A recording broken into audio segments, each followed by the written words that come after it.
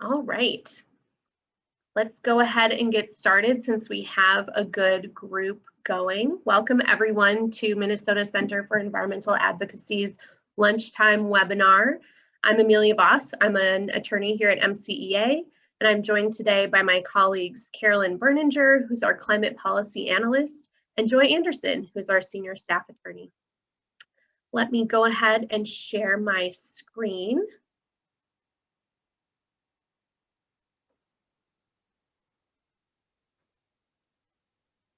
Okay, Joy, will you give me a thumbs up if that looks good? Great, thank you. All right, so welcome to Considering Climate Before We Build. Just a few housekeeping things before we get started.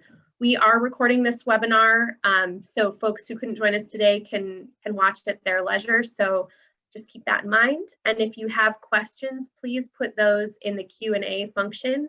We'll be watching that throughout the presentation, and we have some time at the end for questions. So just throw those in whenever you have a question, and we'll get to those at the end. And those will be anonymous. So I know since we're recording that, some people might want to keep their questions anonymous, and no worries, they will be anonymous if you put them in the Q&A. All right, let's get started. So just to give a quick outline or an overview of what we're going to cover today, I'm going to start us off by talking about what environmental review is as a process and how it works. Then I'm going to turn it over to Carolyn to share with us what the Environmental Quality Board has been working on to integrate climate change into the environmental review process. And then Joy is going to talk with us a little bit about how we as advocates or individuals can weigh in on whether we like the EQB's proposal or not, and what we think is good about it and what we might want to change. And then of course, we'll have some time for questions at the end. So just starting at the bare bones of what is environmental review. Environmental review is a process that's legally required in Minnesota law, and it's a process that requires new projects that are applying for a permit from a governmental entity basically to just fill out a form. And that form asks about the project's effects on the environment. The really key thing about environmental review is the timing. So a project has to complete this form before it can be given a permit. And that's really important because the policy behind environmental review is that we use the information gathered in this form to help us make better decisions. So before we decide whether we're going to give a project a permit, we're going to look at what's the environmental consequence going to be? What is the effect on our living environment? Is that too great of a risk? Do we need to modify this project to reduce that risk? So ultimately, this is helping us decide whether we should grant a permit and whether or maybe how we can design a better project. So it's fundamentally kind of a look before you leap practice. So a few caveats to the very simple overview I just gave. Environmental review only applies to new projects or an existing project that's going through some kind of an expansion. So it's not a tool that can be used retroactively to look at the effects of a project that's operating that maybe you think is an environmental concern. Environmental review also doesn't apply to every project. There is a list in Minnesota rule, so a list in law that specifies the types of projects that are required to go through environmental review before they can receive a permit. And I've just put some examples down below to help you get a feel for what those project types are. So pipelines, for example, line 3 has been in the news. That's a project that had to go through environmental review. The Polymet mine is another example. But there's also, those are bigger projects, but there's also some smaller things that you maybe wouldn't think of, such as schools or apartment buildings, a new housing development, a highway, a change in land use. So maybe you're planning to put in a new golf course, a new sports or entertainment facility. If you've been following the Upper Harbor Terminal in the news, that's an example of a project that would have to go through environmental review. And then large factory farms where animals are raised. So for example, dairy farms is a project that MCEA has worked on that was required to go through environmental review as well. This isn't the full list, but it's a good example of some project types. So environmental review can seem kind of like a legal process and might be a little bit intimidating to enter into. So I want to talk a little bit about why individuals or advocacy groups should care about environmental review, why this might be interesting to you. And the first reason is that the environmental review documents that are produced have some pretty detailed information about what the effect of a project is going to be. And the environmental effect is actually a little bit broader than what that term might sound like. It includes things that I think are maybe more categorized as an environmental or a living environment effect, or an effect on some health conditions. So for example, it's common for these environmental review documents to look at whether a project will create increased traffic or increased noise. That would be certainly a consideration for a new sporting arena or a new concert venue. Is it going to cause an odor problem for the neighbors? Is it going to increase flooding? Is there some pollutant that might affect local drinking water safety? Or is the project going to require a new well that might really draw a lot of water from a local aquifer and affect the quantity of water that's available for drinking water supply? Is there an air pollution problem? So all of those are the types of things that would be discussed in an environmental review document. And the benefit of that for advocates is that you can use this data, this study, this information that's been done to support whatever your ask is about a specific project. So here I give the example of a new sporting arena being constructed across the street from where you live. Maybe you're concerned about increased traffic, air pollution, emissions.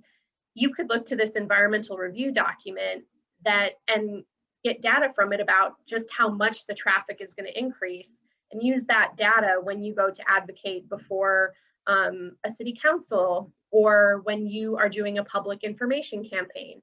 So there's data here that can be used in different forms of advocacy.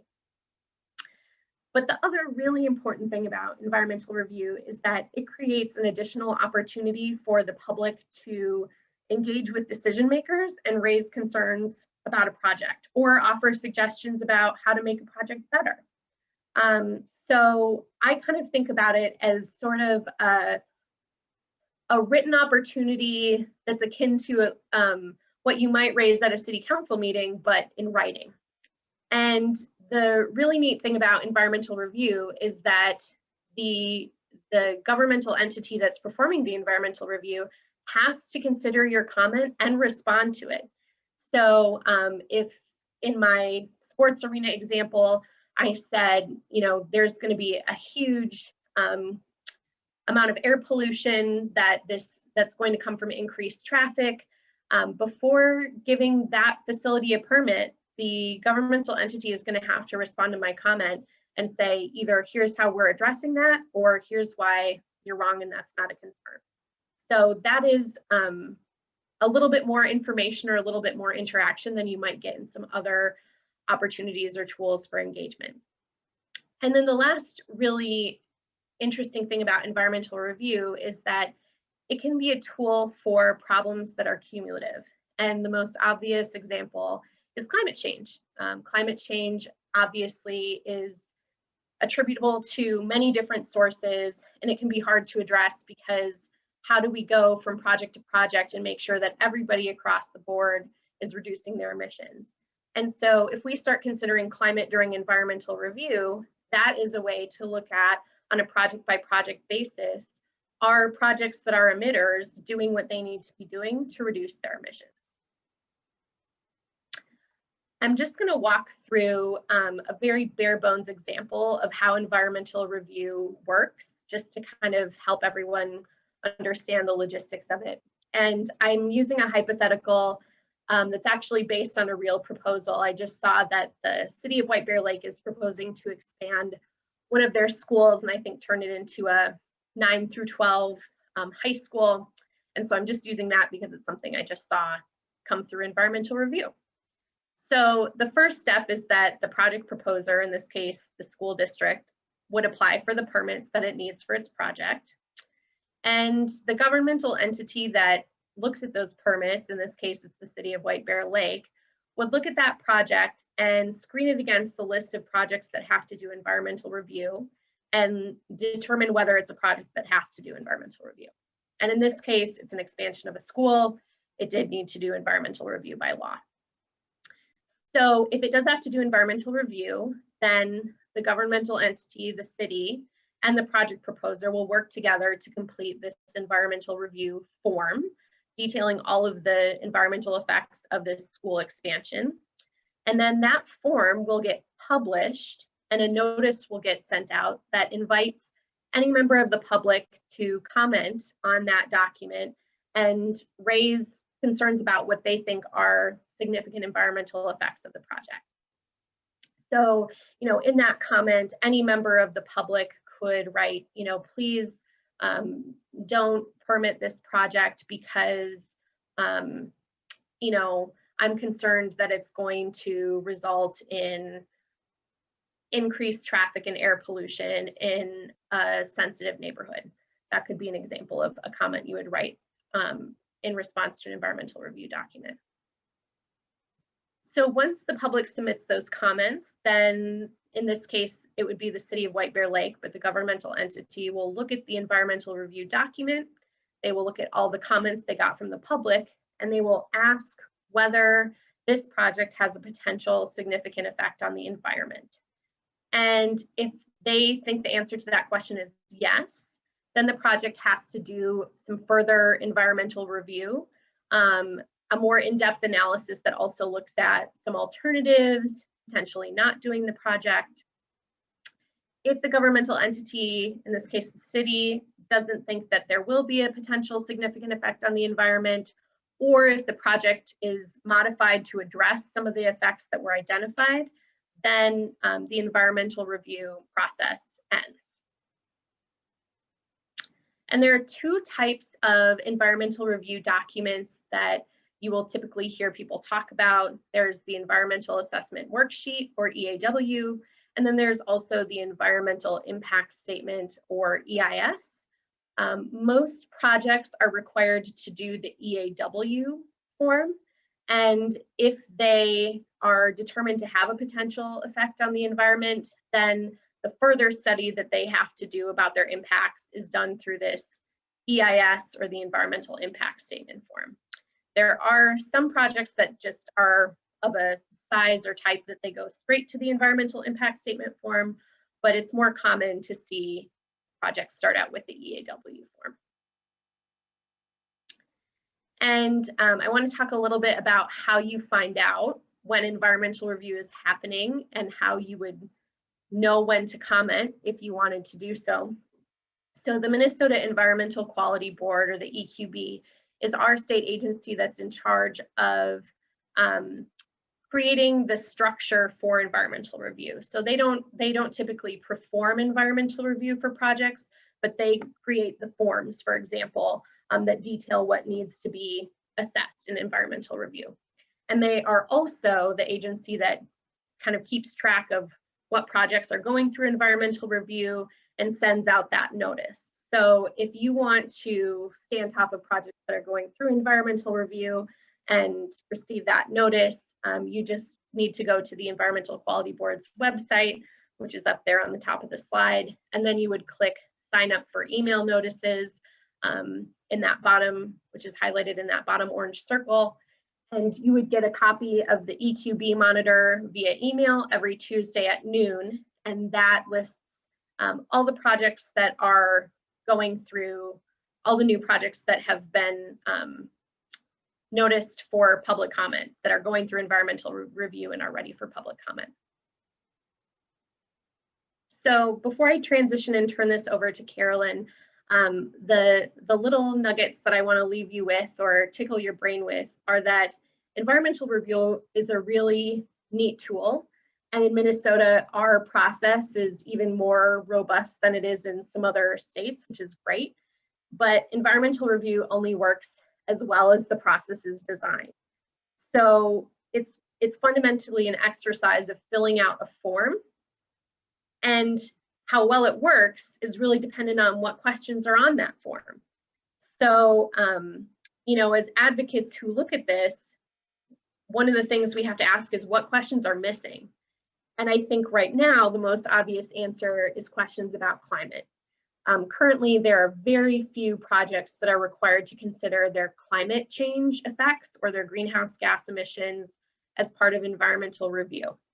And that is what the Environmental Quality Board has been working to address. And Carolyn is going to talk about what they've been up to on that front in just a minute. But the other place that, you know, is important to look at or think about is that the Environmental Quality Board also prepares a document that tells the governmental entities how to do the environmental analysis.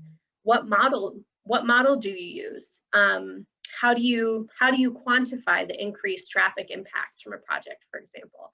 And so similar to environmental review only being as good as the questions that are asked, it's also only going to be as good as the methodology that the state government and agencies are told to use. And so that's another thing that we're looking at when we talk about climate is, are we using the right tools? Are we counting the right emissions? Are we doing this the right way? So with that, I'm going to turn this over to Carolyn. Great, thanks, Amelia. So as Amelia introduced, my name is Carolyn Berninger. I'm a climate policy analyst at MCEA. And you all just heard a really great overview from Amelia about the environmental review process, how it works, and why it's important. And now I'm going to get into more of the details about the current efforts to integrate a consistent climate change analysis into Minnesota's environmental review program. So I'll talk a bit about why we need these changes, the current proposal from EQB staff regarding how to update the EAW form and the guidance, and the expected public engagement process to go along with that. You can go to the next slide. So first, let's talk a little bit about what the EQB and their staff are trying to accomplish with this project, what problem they're trying to solve. So the problem identified by the EQB is that Minnesota's environmental review program currently lacks a consistent approach for assessing climate impacts of proposed projects. The way the program is currently structured, only those projects with an air permit, so most often projects with a smokestack, have had their greenhouse gas emissions considered as part of their environmental impact. And this method might capture some of the really big emitters like power plants, but it leaves out a lot of other projects with the potential to emit significant greenhouse gases.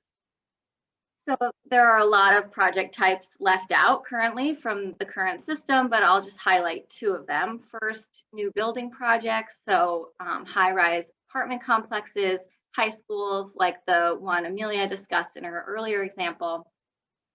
And second, large confined animal feeding operations, or CAFOs, which I'll talk a little bit more about in the next slide. So these two types of projects have historically not gone through a climate analysis in environmental review, but we feel these projects have the potential to emit significant greenhouse gases. So in practice, the way our system is currently set up, agencies have been approving projects across Minnesota and claiming to understand the environmental impact of those projects they're approving without ever studying their climate impacts or the mitigation opportunities available to reduce those impacts.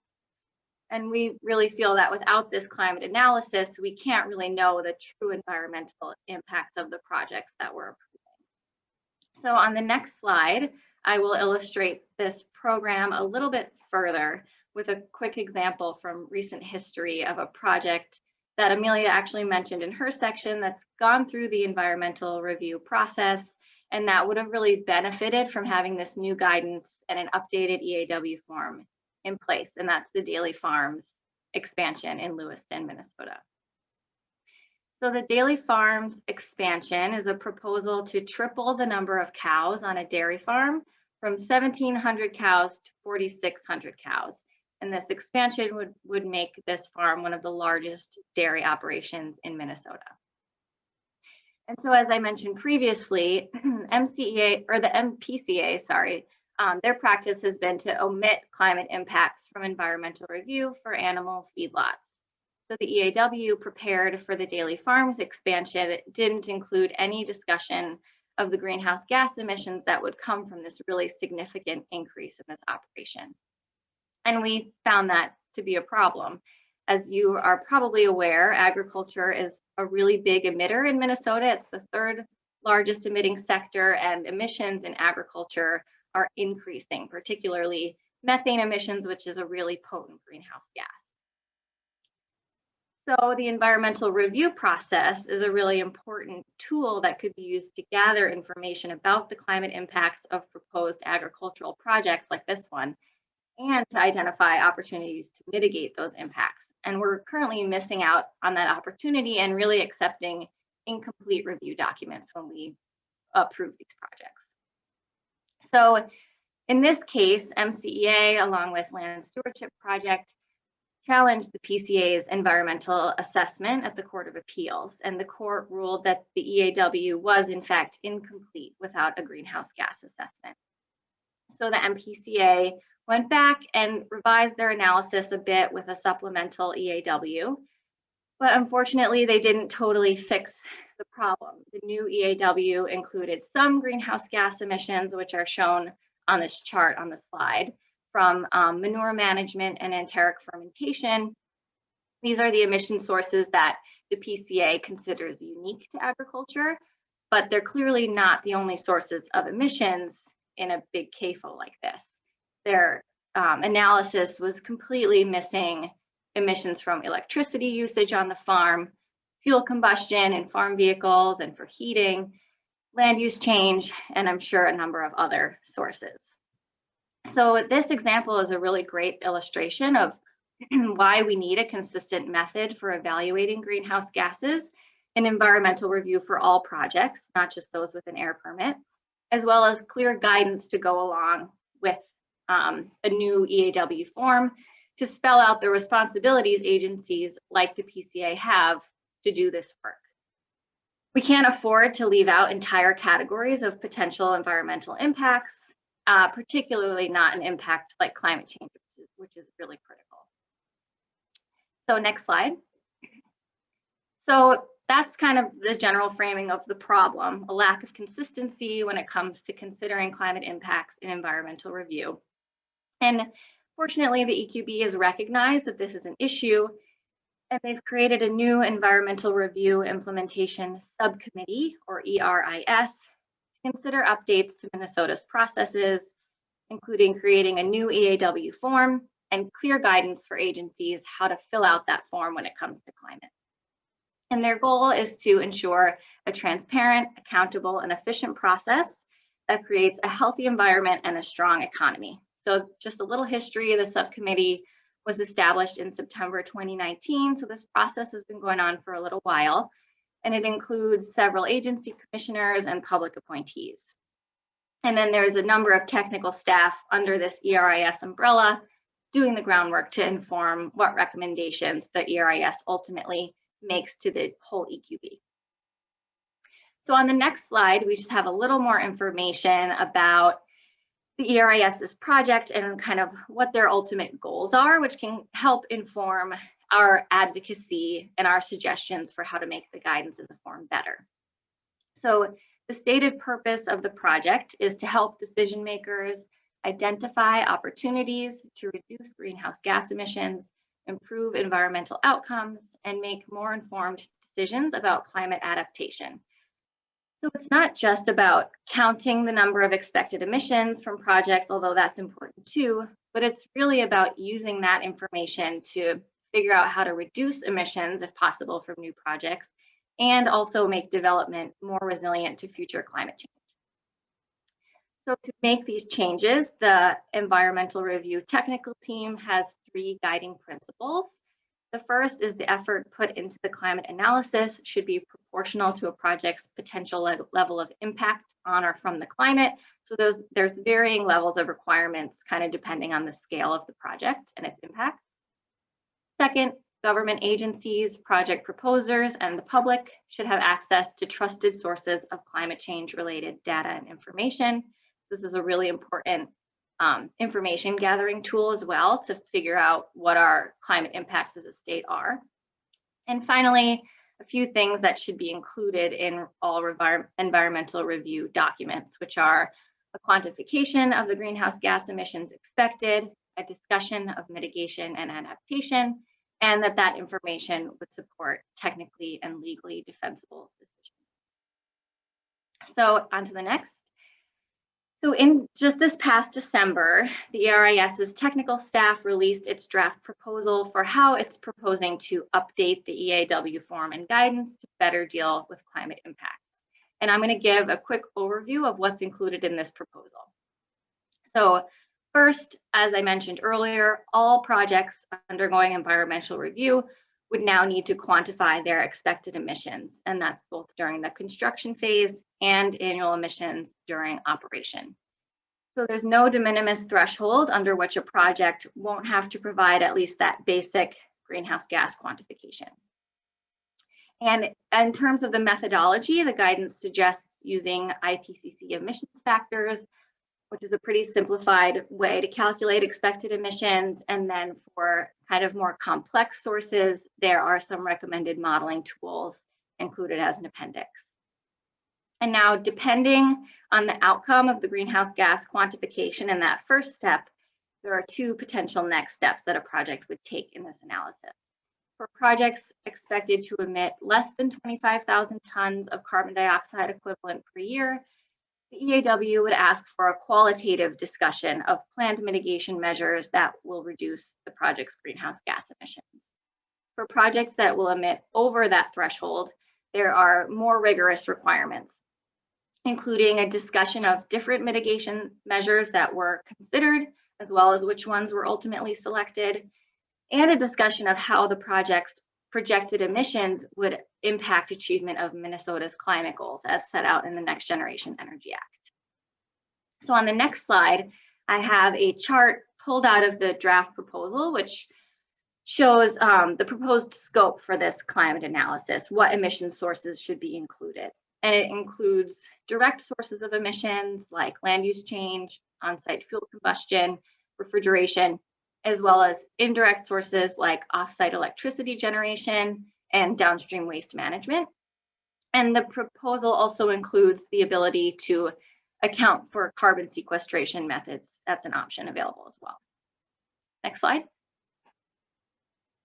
So continuing with what's in this ERIS proposal, in addition to quantifying greenhouse gas emissions and analyzing potential mitigation measures, the proposal would require an analysis of how climate change might worsen a project's other environmental impacts. So for instance, the EAW form is updated to consider climate trends like increasing rainfall and flooding when planning for stormwater and wastewater management. The draft proposal also includes recommendations about which types of projects are required to perform either an EAW or an EIS.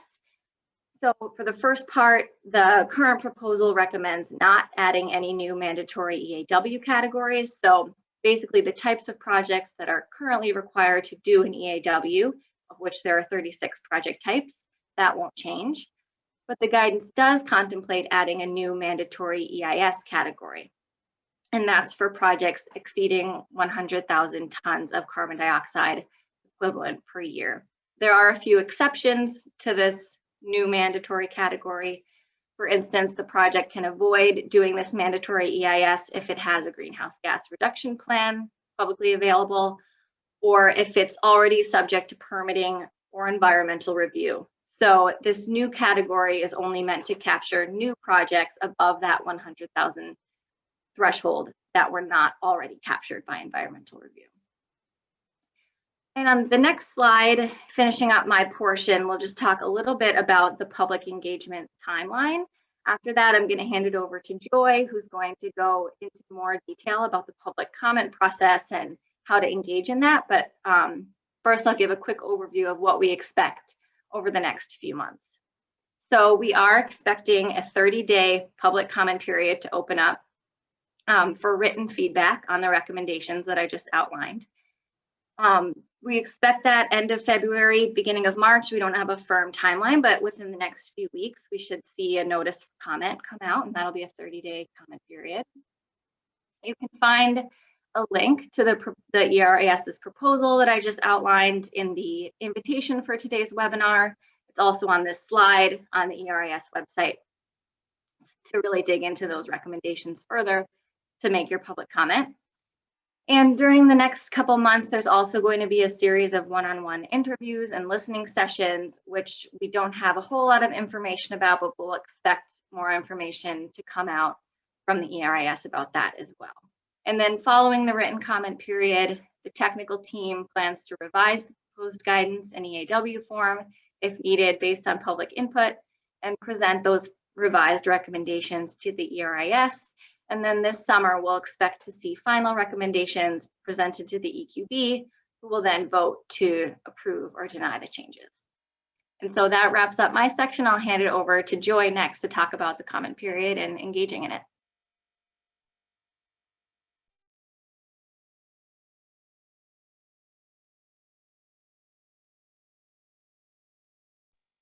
Let me try that again now that I'm unmuted.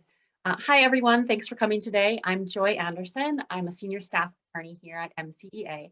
And now that you've heard all about how environmental review works and what the recommendations are to improve environmental review, now I would like to talk about what you can do to make your voice heard on these recommendations. Next slide. So the EQB team really is looking for feedback from the public on these recommendations.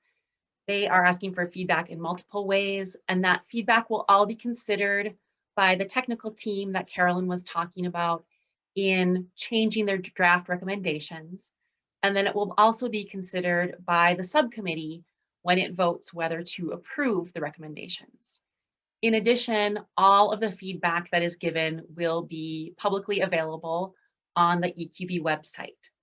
So this is really meaningful stuff that will make a difference if you contribute.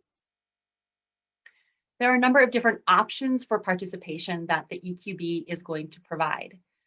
First of all, there's going to be an electronic survey, and you can sign up for that survey at the EQB website. And my very last slide has got the website for that. It's not really clear to me what that survey is going to look like exactly, but that might be a good kind of low-key way for people to provide information or their opinions about the recommendations. So you can go to the EQB website and ask that you be one of the people that receives this survey. The next thing is one-on-one interviews. Also at the EQB website, you can also request to have a one-on-one interview. And that's going to be for more technical and in-depth comments on the recommendations. That's for people that have specific things to say about probably methodology, certain things that should be included, things like that. There are also going to be 2 public listening sessions. They are not scheduled yet for exact days, but we expect them in March or April. And so that will be sort of a presentation we expect by EQB with time to ask questions or make comments about the recommendations.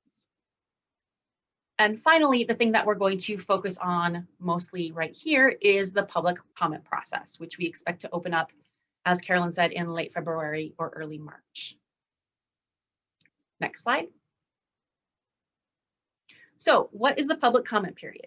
So both Amelia and Carolyn have talked a little bit about this, but the public comment period is an opportunity for any person or any group to express whatever opinions you have about the recommendations.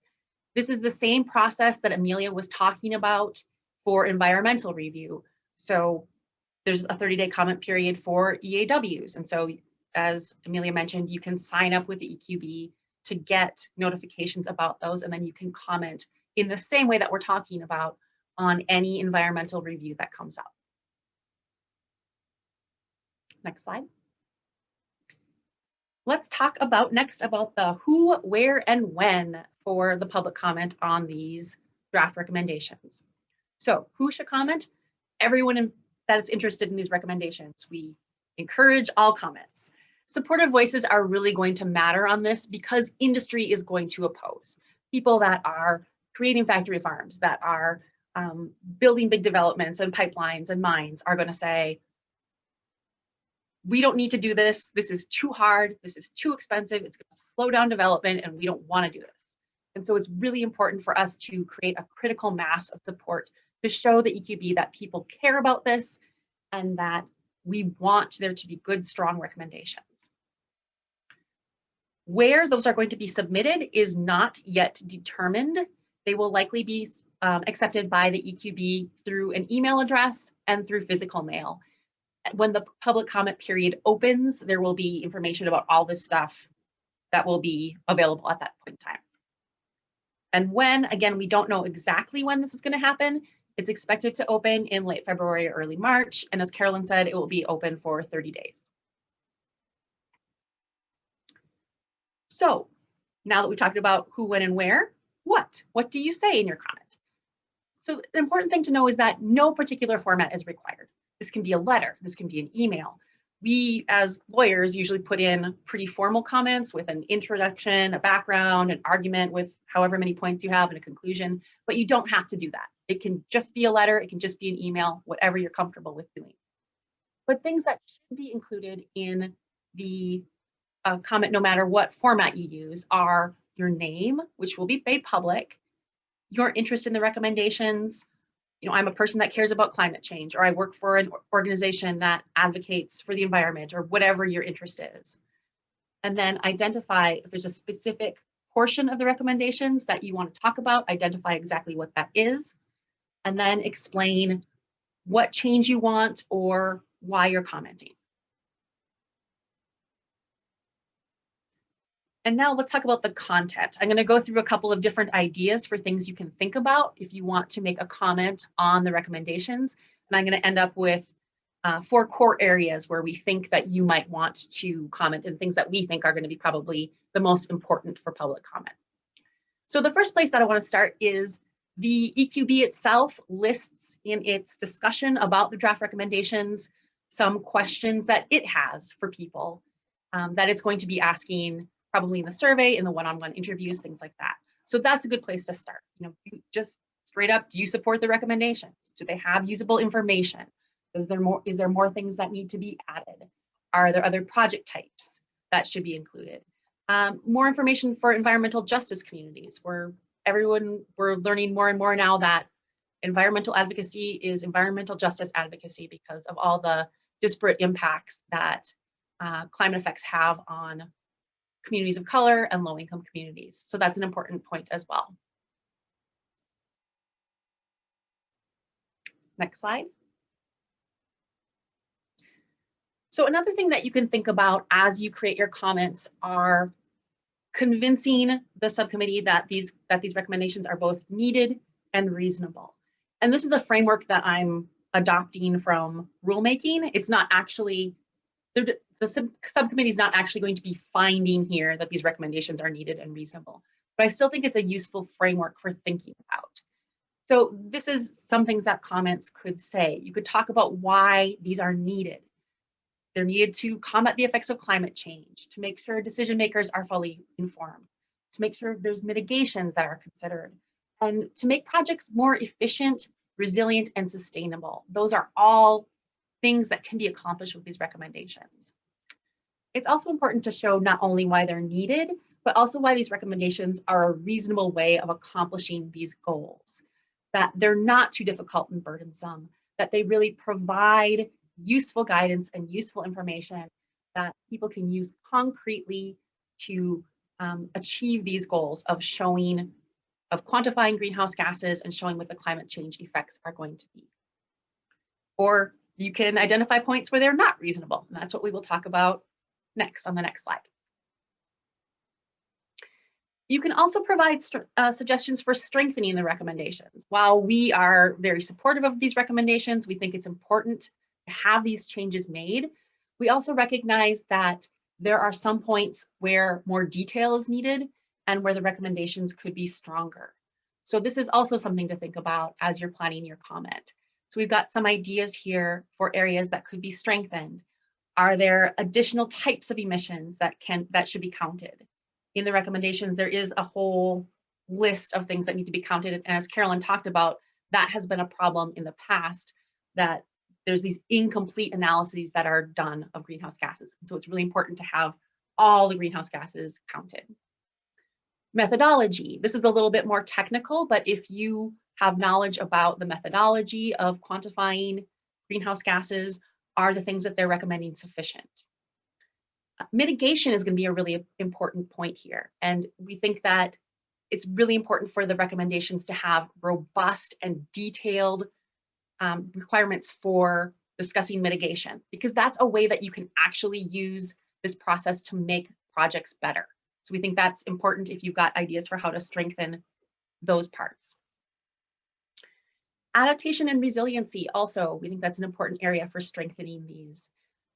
As we all know, climate change is already happening in Minnesota, and any development projects that are built from this point on are going to have to deal with the reality that there's going to be heavier rain events. There's going to be more likelihood of flash flooding. There's going to be bigger temperature swings.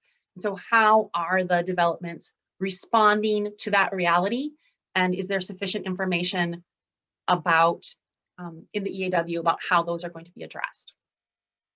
And then finally, the Next Generation Energy Act. So as probably many of you know, in 2007, the state of Minnesota passed the Next Generation Energy Act, which has goals for decreasing greenhouse gases based on a 2005 level.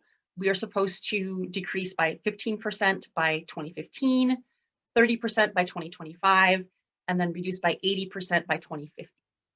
Unfortunately, we missed our first goal in 2015, and we are not on track for our next goal.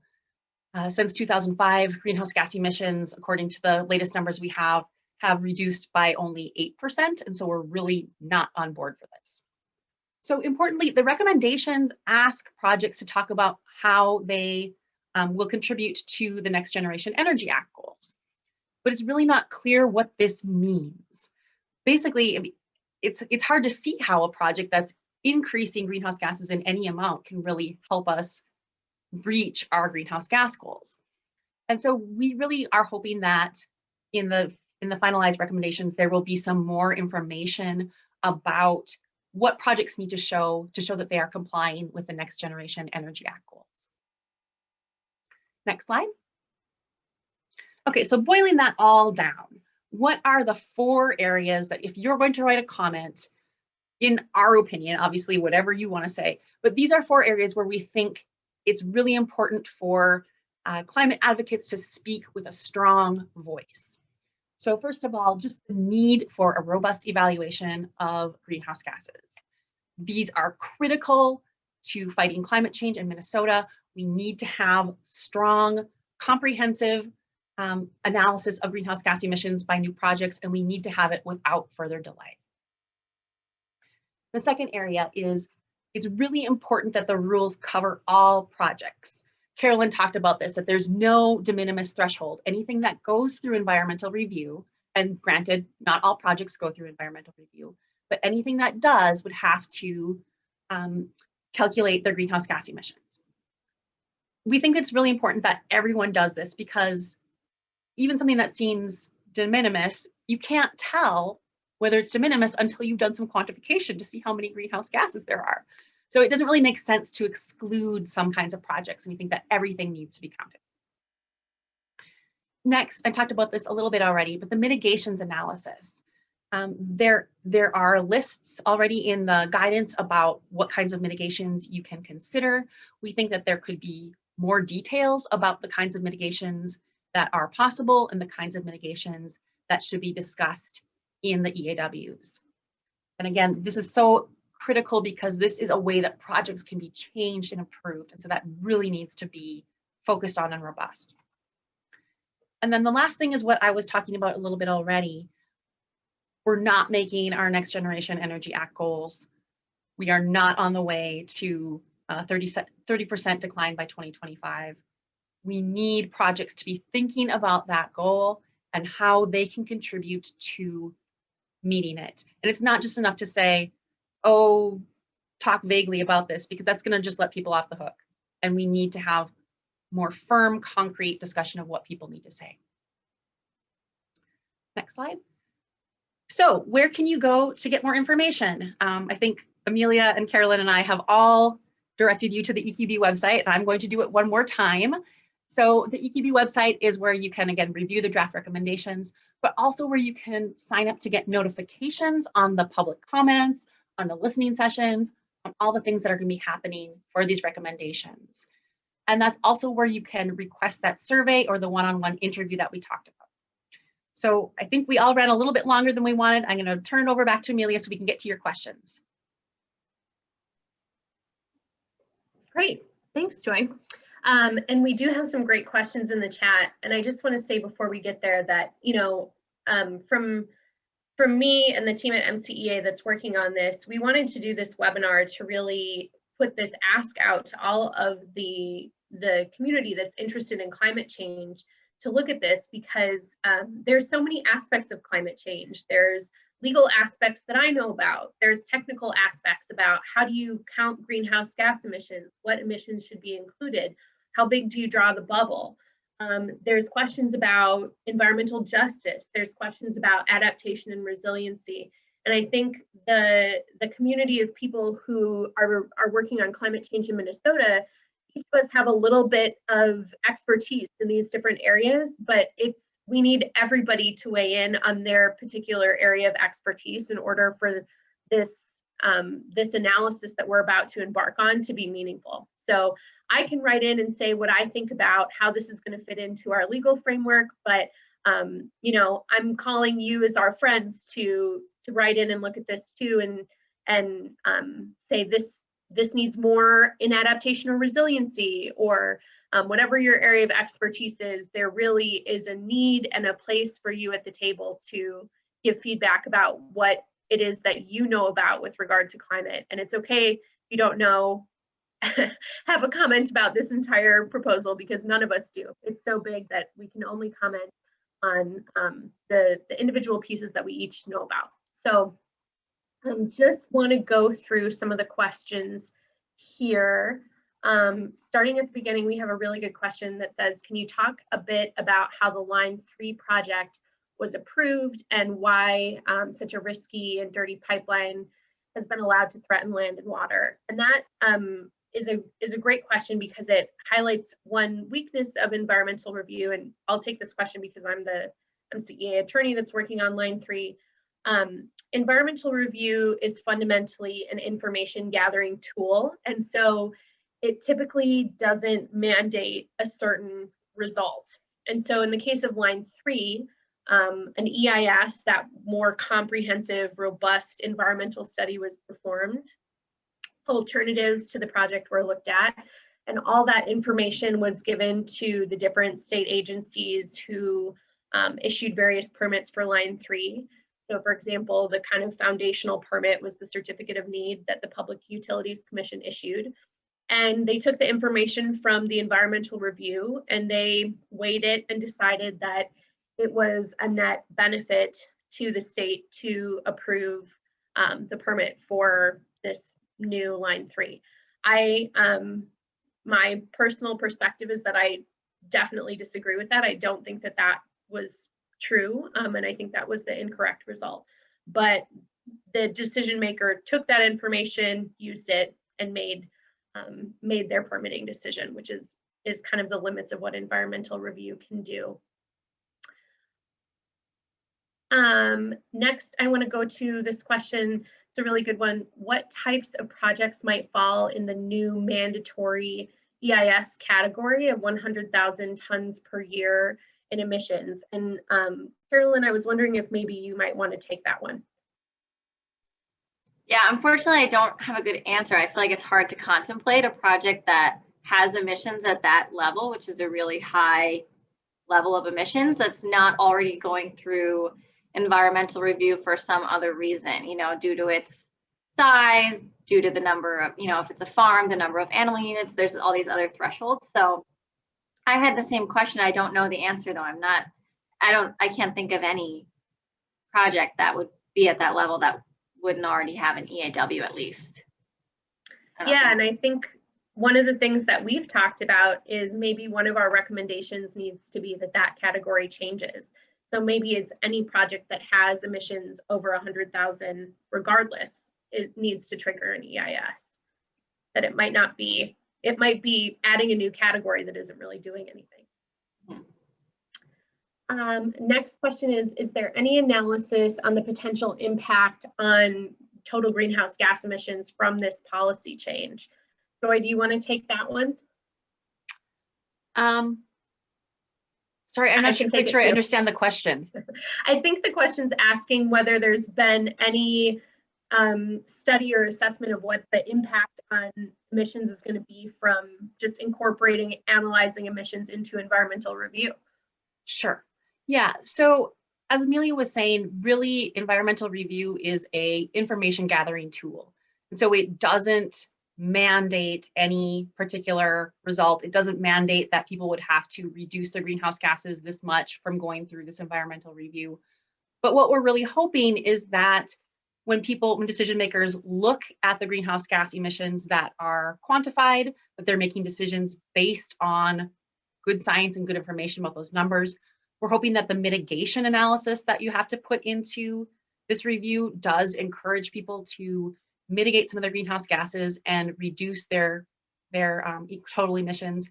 And the Next Generation Energy Act piece that I was talking about, hopefully that will, there might be some teeth in that actually, if people are proposing projects that don't comply with the Next Generation Energy Act. Maybe there's some consequences to whether you get your permit.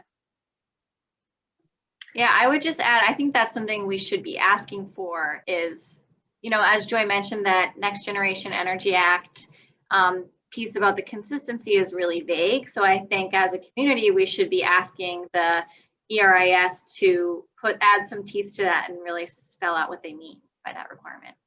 Absolutely. That kind of leads to another great question we got in the chat, which is, you know, having this tie to the Next Generation Energy Act goals is a good thing, but even those goals are a moving target. You know, the House Climate Caucus is talking about updating those figures, and they haven't been updated since 2007. So is there a way to connect the analysis that needs to be done to that law in a way that might anticipate those changes or make sure that that link stays even if that law changes? Yeah, I would point to the draft guidance. Actually, there is a bullet when they're talking about projects above the 25,000 metric or tons per year of CO2 equivalent have to talk about how their project might meet climate goals or not. And that bullet actually says how those projected emissions might affect achievement of the MCEA and or other more stringent state or local greenhouse gas reduction goals. So actually that is sort of already spelled out. I think we would want to maybe ask to clarify that's going to stay in there. And I also think it brings in the question of more stringent, maybe city level goals, as cities like Minneapolis are setting their own more stringent goals. You know, you also projects have to consider those. It's not just the 2007 statute. Yeah. This is a great question. So the question is, how will the new review form prevent large corporations from framing their project in a misleading or untrue, in a way that is misleading or is untrue about what their climate impacts are going to be? And I think that really gets to kind of the nitty gritty of why commenting on this is so important. Carolyn highlighted the exact gaming of that we kind of saw with the Daily Farms case. And, you know, I want to give the Pollution Control Agency some credit. It was their first time quantifying emissions from a factory farm. So, you know, it was their first attempt in doing that. But to count emissions from the factory farm and leave out things such as, you know, the emissions from on-farm vehicles or just some really obvious emission sources, it was was just kind of silly.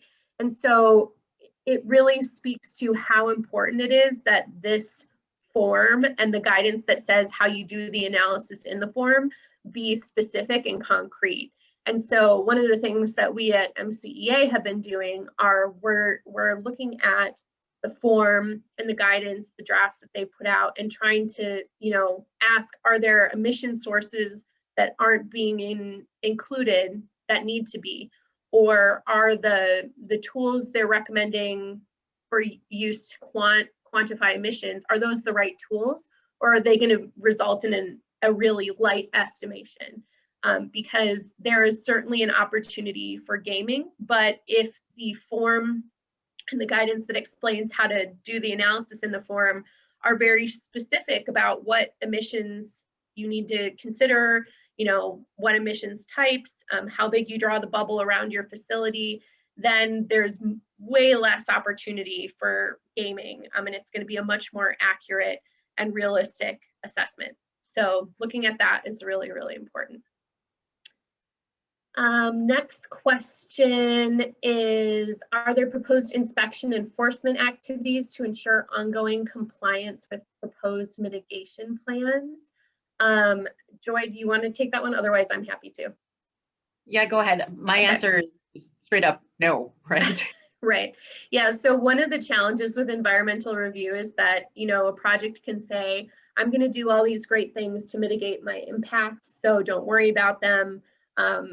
But there isn't really a lot of investigation or enforcement on the back end to ensure that that's happening. And I think that's largely a resource question, that there's just not enough resources in the permitting authorities to do a ton of monitoring and enforcement of these facilities and make sure they're really doing all these things that they've committed to do. So that would be a great thing to comment in, that, an enforcement or an oversight to ensure that what projects are saying they're going to do actually happens. So that would be a great thing to comment in. Just looking at some other questions here. This is a great one. Do you see an opportunity to advance the environmental justice goals that COPOL's cumulative impacts bill seeks to address through this process? I think that, and Joy and Carolyn, feel free to chime in, but I certainly think that this would be another opportunity to highlight that those are questions that should be added to this EAW form, because this is fundamentally the question that is posed out to the public is this form robust enough? Is it asking the right questions? And I think this is a great opportunity to, say these questions should be added too. These are important questions. So we only have 1 minute left, so I think we'll leave it there. I just want to say that we did get a question about whether we will send this recording out to attendees so they can watch again, if that's helpful, and we will absolutely do that. So you can expect a follow-up email from us with this recording. We didn't get to all the questions, but if there was a question that we didn't answer, please feel free to email or contact Joy, Carolyn, or myself at any time. All of our contact information is at mncenter.org. We're working on this all the time until we get to the public comment process, and we would love to talk with anyone about it and support you in any way that you can if you're interested in commenting on this. So thanks so much to everyone for attending. I hope you have a great rest of your Thursday afternoon. Thank you. Thank you.